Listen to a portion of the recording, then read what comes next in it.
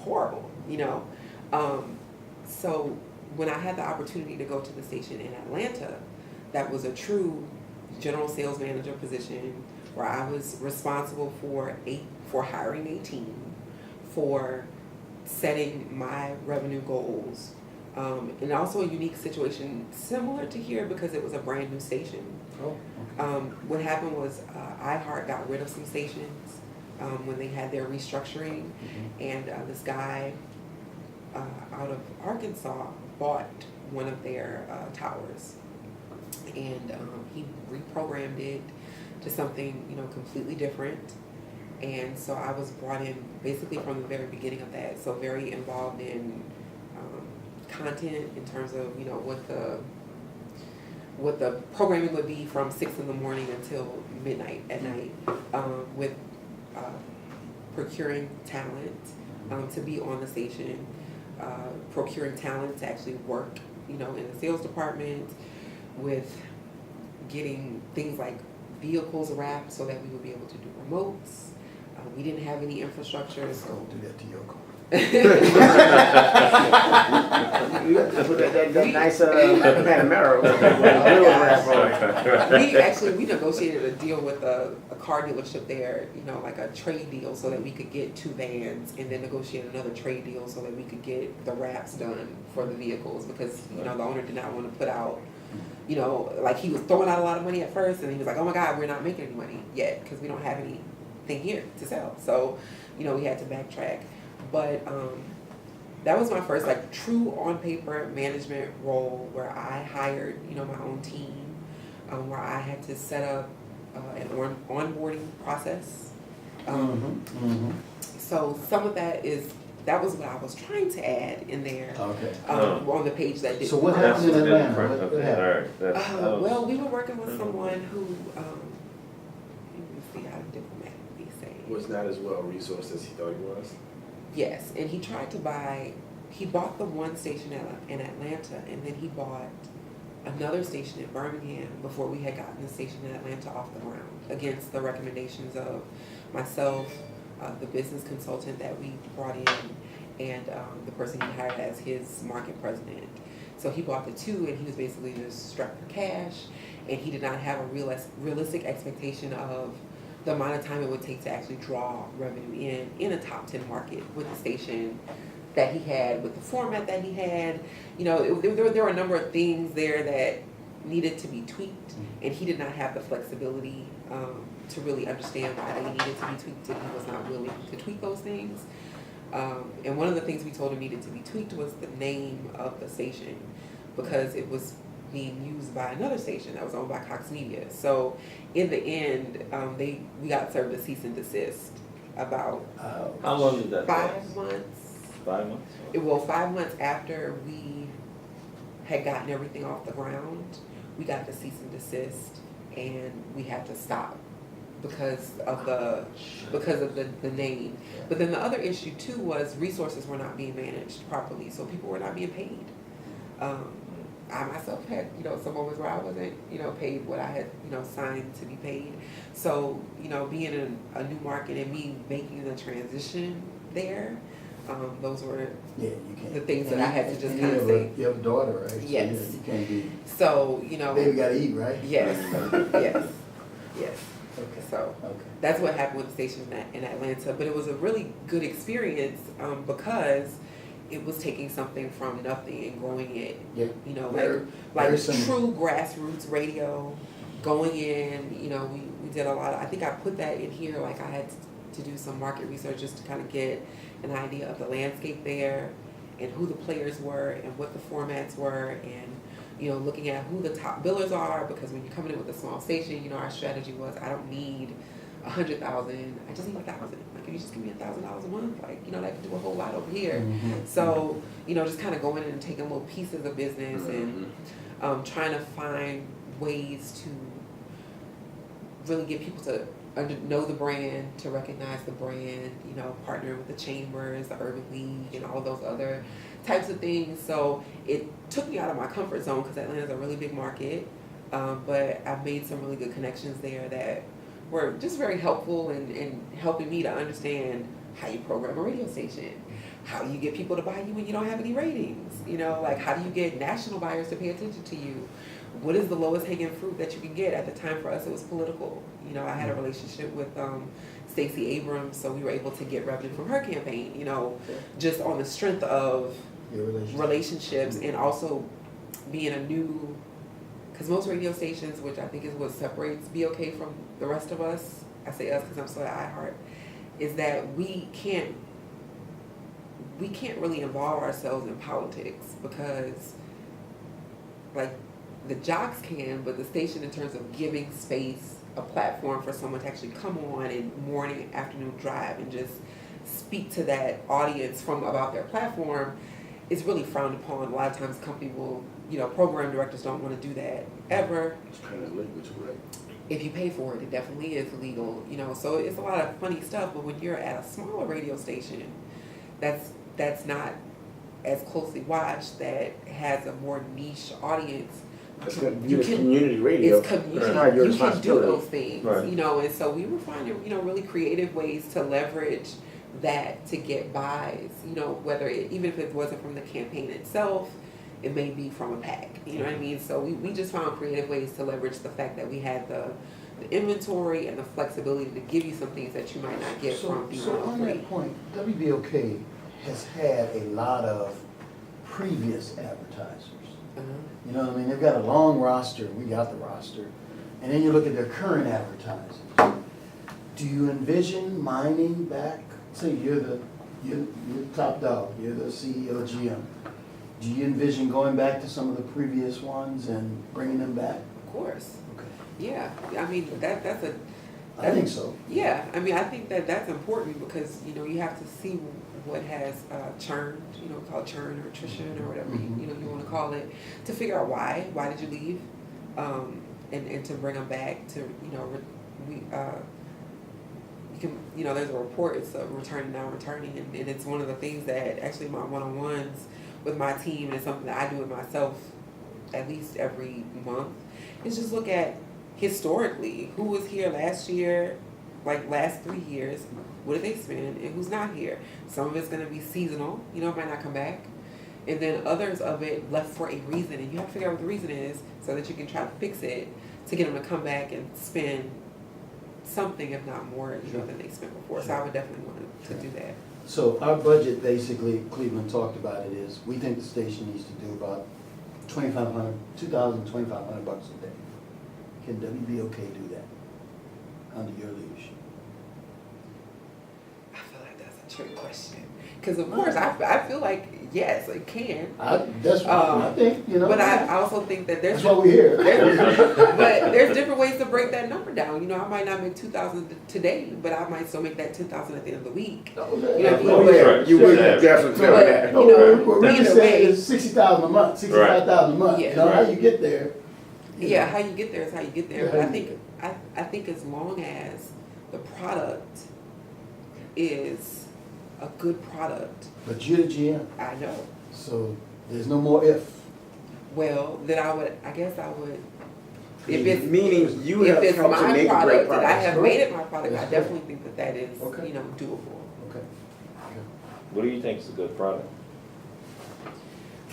Well, I think a good radio product in 2019 going into 2020 is a diversified radio product, meaning not just selling spots and dots. I think that We got spots and dots. spots and dots, like just, you know, I think that it's really important in broadcast right now, and radio fortunately has the ability to reach beyond just broadcast. I think that you have to have different revenue streams. There has to be some type of digital aspect. You have to be able to access the station, you know, from a phone or, you know, something app-based. I think it's best if you own your app that it's on, because then you own your inventory, and there's some additional things that I can do with that. I think that, you know, it's important for there to be some non-traditional revenue things in there, especially in a city like New Orleans where people are always outside. You know, whether that's, I don't know, I mean, I could come up with some creative, non-traditional revenue sources, but, you know, I think that that's important. And I also think that figuring out what to do with the long format programming on BOK is important because Long format is Blocks. the the blocks. blocks where we sell, Blocks, yeah. Yes. like G. Nathan's thing? Yeah. Okay, Yeah, because the money is important, but having so many compromises the integrity of the station. that's what we're talking about. And so it's more difficult for me.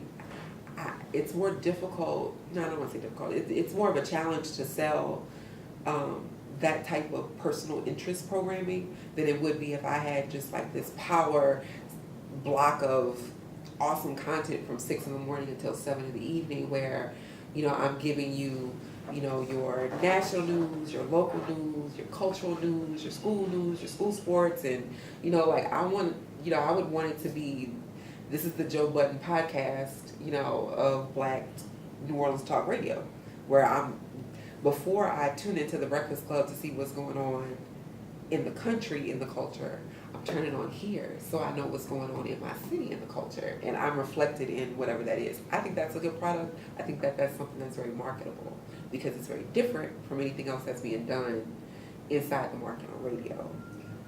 But that would mean, if I'm following you right, that would mean you could hear like our morning show at 2 p.m. Is that what you mean? Or do you mean, well, maybe I misunderstood, but I thought what you were talking about is like us having a phone app, and at some point you turn on the app and you want to hear the morning show. No, I'm saying that I think that you should have an app where people can listen to that radio station, Okay. because WBOK is a 1,000-watt radio station. Right.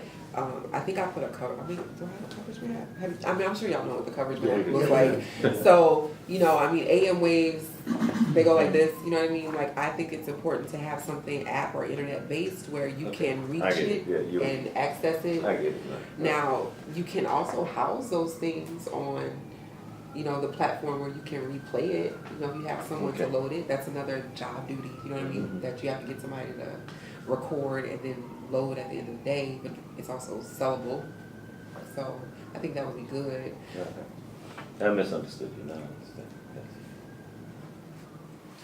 Okay, good. Cleve, you got another one? Because I got a couple more. One question that I have for you is, did that Atlanta experience create any trepidation around the scenario we're proposing? And then secondarily, what is your level of enthusiasm for this opportunity? Okay. Yes, it did. Because I don't think you can go through something like that and not. I don't think I would have learned the lesson I was supposed to learn if I didn't see the similarities and kind of say, okay, let's really assess this and do a SWOT in our head about what this needs to be. So of course it did, because having something new, like I mentioned when we first started talking, the position I'm in with iHeart is a good position. So, to go from having all the everything, to go into this grassroots level and trying to build, it's a little, I don't want to say it's scary, but it's definitely something that you have to be in the mindset for that. You have to know what you're going into. But at the same time, the Atlanta experience was very exciting for me because I like building things. Like, I like to create. And so it was really awesome to me to sit down with a bunch of, radio folks and just learn from them, one, and then to be able to say, okay, well, let's see what we think works. Let's get some people together and let them listen to this. Like, that was really fun. So the thought of being able to do it here, where I had the relationships in Atlanta, I didn't. I was really walking into something that was completely foreign to me. Cold, just being myself and hoping I'm charismatic enough that people are gonna, gravitate towards me. Here, I put in work, and that was something I had to think about when I took that opportunity there. I put in a lot of work here. I established some really good, strong, positive relationships with people. I have a good reputation for business, so to be able to take that and then still be able to create something that's really just building upon something that already has a strong presence in New Orleans, and the name, WBOK, people smile, or whatever they say, whatever feeling it emotes something. Like, it's known, is more attractive to me, and it makes me very excited, to be a part of something that's been around for, longer than I've been alive, I think. And you know, that can really go into the future of what New Orleans is becoming, and yet still like anchor that audience, you know, so that like I almost feel like I'm very excited about it because I feel like you take it out here, but then you still bring it back home, and that's kind of like what how New Orleans makes me feel. So I'm very enthusiastic about the opportunity. Before Troy, just help me out. I'm not clear about your Atlanta, the timeline. When did it happen? How long was it? So it happened at the end of March of last year, and 2018, and I got my last payment from them in December of 2018. No, in January of 2019 was the last payment that they sent. I was still working at iHeart because the non-compete could not be enforced across state lines. So basically what they would do, just full disclosure, they would fly me out, usually like on a Thursday or a Friday. Usually at first it was like every week, and then it was every other week, and then as money started to run out, it became less frequently, like in November, December, and they would just cover, you know, my hotel and everything. So I would get in there, we would have meetings set up with either clients or like when we were negotiating talent deals and stuff like that. So basically I was doing two things at once. And this was also because they were in a period like they were in transition, and Yes. you weren't full-time until Exactly. launch, So what which happened, is something we've discussed. just to give you some insight, what happened with that is the day that I got my contract, to sign it, it was myself and the business manager. I signed everything, came back to New Orleans, was going in to turn in my resignation, and they called and they said, just hang tight because we just had an audit done and there are some things here that we need to look further into, so don't turn in your resignation yet. It's basically what happened. And so And also, I think one thing Scott and I talked about is that was an upstart station, and she spent some time doing two things for a while, helping build that while maintaining her. I think that's something that's probably very attractive to us. Well, at what point though? I mean, once we go live, Yeah, that station wasn't on air yet, was it? it was. It was on air. Okay. It was on air. When I started working with them, it was not. When it went up, I was under contract. But yeah, it was live. It was on air. What so kind of station? I would envision us having a full-time general Correct. manager. Right. Yeah, and that's something. Not to No, put y'all, but we're all aligned, Oh, but, okay. but we Without working, you would only work for Equity Media. You would not be working Correct. for Equity Media and iHeart. Yeah, and- This is a full-time position. Yeah. Up at a certain point. At a certain Like point, probably that's like post-close or something like that. But if we want our GM to help us yeah. identify talent, identify program directors. in advance of that. In advance of that, Right. yes. Now, I do think one of the things that I talked about with my market president when everything was kind of snowballing, because I had established a relationship with a radio consultant who's been in the industry for like 40, 50 years. It would have behooved them to bring him in the beginning, like before the owner started, because he actually hired his on-air talent first before he brought in a GM or anything else. Like before he had the stuff set up for how you gonna make money to pay these people, he had gotten like the hot DJs, and he had gotten Shekinah, like T.I.'s wife's friend, and all these people that had like reality shows on VH1 who had high price tags. So everything happened. Again, I Out of would say order. it was a learning experience, but it was definitely out of order because he wasn't a radio guy. He didn't know what he was doing. He just knew he had money. And he knew that he wanted to do this, and hey, how hard can it be? And, we came in backwards. And so had it been the opposite way where you have a consultant come in and they can kind of tell you the landscape, the lay of the land, tell you that, Atlanta's a market that's saturated for hip hop and R&B. You might want to do, news talk or top 40, or something like that. Those are things that, would have been helpful for him to know, in the beginning. And then to have a sales strategy in place and knowing like what infrastructure and those kinds of things that he needed to actually execute before, having all of these people that really were just line items, in terms of these are our payables every month. So everything was going out before anything was set up for anything to really come back in. And that was, the thing that just did them in in addition to, you know, the cease and desist being served. So that would come out the That air. kinda- Yeah, that'll hurt. That'll do it. That'll be a death knell. So I had a question, and Scott, we briefly talked about this, but I want to make sure. Wendell, we have a secret weapon that we kind of view, that we have the fourth owner of our group is a internationally known celebrity and actor, Wendell Pierce. What do you see for how could you're the CEO, you're the general manager. Wendell said, look, whatever you guys need for me to do to help this business be successful, I'm willing to do. How would you use him? Without, you know, obviously you don't have him 24/7, you're gonna have to pick your spots with him, but how best could you use him? I think that definitely using him for,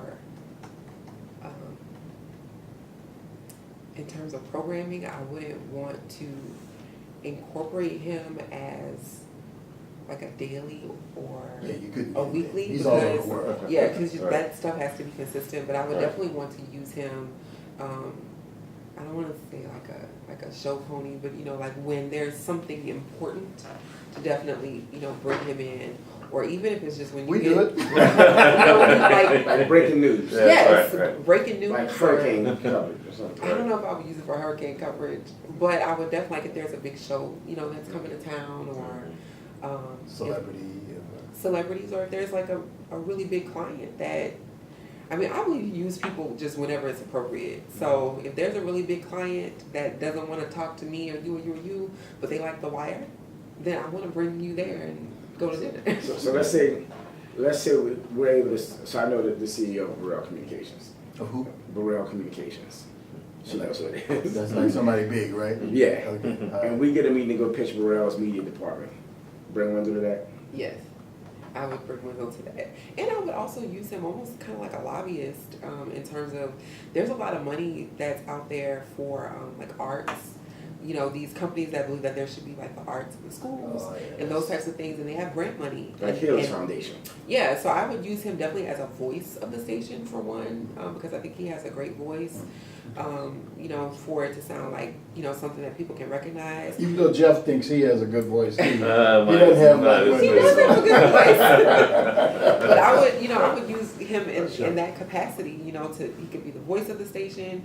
You know, he could definitely be someone that welcomes new clients. Like perhaps you get, you know, a letter from him personally when you sign on with us, or, you know, just things like that to just kind of capitalize on his star quality, but also finding ways that really fit, like with the Burrell Communication or something like that, where he would be appreciated, you know, for being there. But I wouldn't try to put him just on the air, like with a show or something, because I would just think that would not, Diminish the you brand. know, I don't think that would work. I have a question for you, Skylar, and it's a two-part question. Okay. On an annual basis, what do you see as your mix of products that you can sell in a 12-month cycle, and what, if it was a pie chart, what percentage of revenue do you think would come from the various products? I gotta draw. Take your time.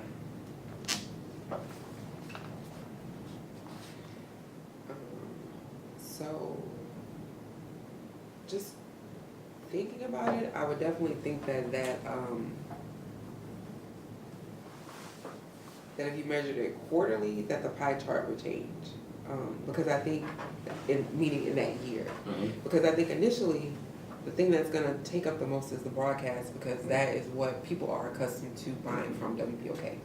And so if it's not broke, don't fix it. So if people are accustomed to coming for their long format and their, because we're going into political season, you know. So if people are accustomed to coming in there, you know, with their interview circuit and buying their political ads, I would expect most of that money to come from broadcast. Okay. And also not knowing, I've been on the WBOK website. I don't see that there's really like space It's gonna be a new one. for ads. So not knowing when the new website would be up. At launch, at relaunch.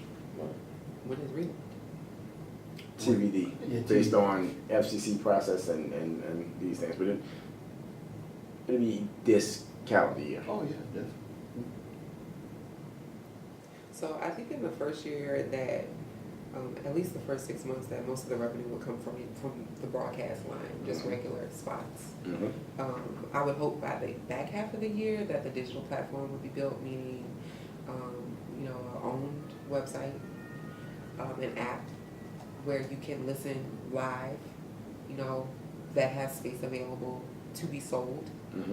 And then I would also hope that there would be some type of non-traditional revenue source built in, whether that's an anniversary event or not a grand opening, but like just bringing this to market, not necessarily on the launch date, but maybe like 3 months in, where perhaps it's like business mixers, you know what I mean, where you pay to be a part of this, and we give you X number of things. I would like to see at least 20% of revenue come from some non-traditional revenue source. And then political, I would expect at least, The political will be in the broadcast category, right? Yeah, but it's still counted, well, usually it's counted still as a separate line, because like for broadcast, when you're looking at year to year, I'm looking at business that is It's gonna happen every year. happen. But with the political window, especially since we have a big election coming up, that those dollars will likely not be there next year. So it's its own separate revenue line. Okay, so that's what to look at. So I would say like 50% from Broadcast. like 40. Yeah, I'd say like 40 from broadcast, 20 from digital, 20 from political. I would say 20 for the rest of those three.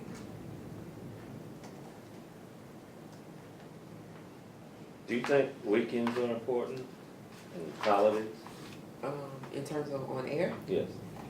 meaning on air staff working or Yes. on, yes. Well, it being on it, well, just us having live content on weekends. I think live content is really important in general in radio, because that's why people listen. You don't listen to the radio to hear, you can, but usually people who are listening to the radio want to be plugged into what's going on, within their interests. So I think live programming is always important. But what I will say is I think like a Saturday morning or Sunday morning show would be important. But in terms of afternoons for WBOK, I don't think they would be as important, because it's news talk, and in this city, which is where the station reaches primarily, people listen to music as they're doing their Saturday, Sunday routines. So they're gonna flip the dial anyway. If they're hearing too much talking or whatever, they're just gonna flip the dial. So I think that if you have it in the morning where people are in that, I'm waking up, I wanna hear the news, I wanna know what happened on the weekend, I think that's important. As you go through the day, I think it would be less important, which is actually where I would put my long programming, my blocks. Yeah. I think we're up. So we can keep talking. as we prepare to close, we want to give you the floor to access any questions you may have. I think we may have about 5 minutes for that. Okay. All right. I had a question. You were asking me questions, but I forgot it. I guess what is, we've talked about y'all's vision for the station, but in terms of the audience, the sound, the age, what is your vision for it, in the first year and then growing to the next 2-3 years? Started, and I think, because mine won't fully answer your question, but then I think Cleveland's kind of got probably a little more detail on it. We view this as the beginning of a potential, significant media company. And what that means is that if we get this model right, we believe that this is a model that can add value to the community, but is also a model that we think is replicable in other markets. So we think that this becomes the basis, particularly media becomes the basis of a multiple market radio station, and even perhaps a multiple media station. So, we may decide about a TV station if we can, but we've got to perfect this model first. So we just needed to make money for it to be successful, but also to be able to add value. Now, how you get there, Cleveland's kind of got probably what that means as far as demographics and mix. You know, I'm a scorekeeper, you know? Okay. You know? Right. Yeah, we think we need to broaden the audience. We think we need to bring in a younger audience, a more diverse audience. We think we should be, you know, if it's happening in New Orleans, if people in New Orleans care about it, we should be talking about it. And they know that any time of day they can go there to hear it.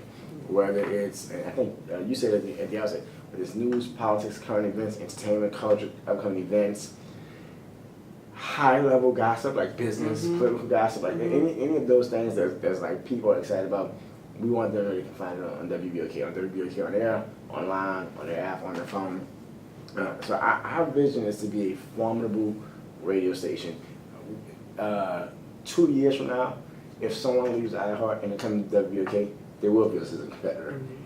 And at that point, they will want to enforce their non-competes because the WBOK is relevant. Political candidates know I need to be buying WBOK and I need to make sure I'm doing my interviews on WBOK. I think right now, if a political candidate gets invited to an interview or a debate on WBOK, they may or may not go. And 2 years from now, that's going to be the case. We want to be the most authoritative voice on kind of black, on New Orleans news and talk, and specifically if you're trying to reach the black audience. We also haven't talked sports, but we also want to add a sports element to it because sports is such a big part of New Orleans, you know. Yeah, so. So that is our vision for the station, and we want to be aggressive about how we do it, and we want to do it. Troy's aggressive. We all are aggressive, so we want to do it pretty expeditiously. Are you guys still looking at getting an FM translator? Yes. So that would be done before y'all launch or after? Well, you can't do it before we launch only because there's another FCC process we have to go through again.